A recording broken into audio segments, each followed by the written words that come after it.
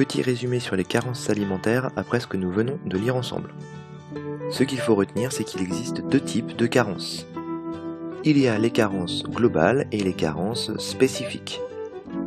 On dit qu'une carence est globale quand l'apport énergétique fourni par l'alimentation est très inférieur aux besoins. En gros, c'est quand il manque pratiquement tout dans l'alimentation.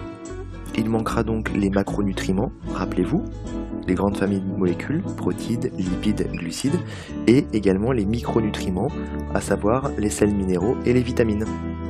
On classe les carences globales en deux grandes catégories. Il y a d'abord la famine, qui est liée à un manque d'aliments, et il y a l'anorexie, qui est liée à un refus de s'alimenter.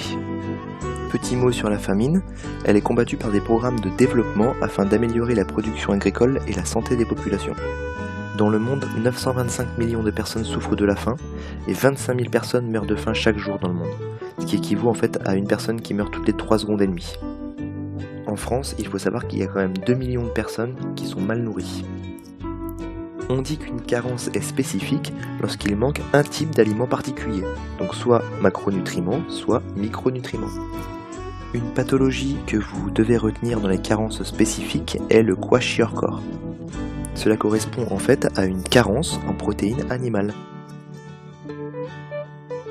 Rappelez-vous, les protéines sont constituées d'une vingtaine d'acides aminés. Parmi les 20, il y en a 8 qui sont essentiels, c'est-à-dire que notre organisme ne peut pas produire, donc on est obligé de les prélever dans l'alimentation.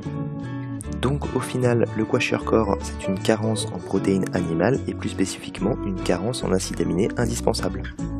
Cette maladie touche les enfants et on peut la reconnaître facilement car en général le ventre est très gros. Il a un abdomen dilaté et œdémateux. Il existe évidemment d'autres carences spécifiques, autant de carences qu'il existe de molécules.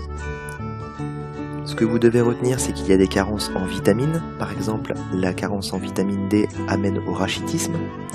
Enfin, il y a les carences en oligoéléments. La carence la plus répandue est la carence en fer, mais il y a aussi la carence en iode qui est la cause principale du retard mental et physique chez les nourrissons.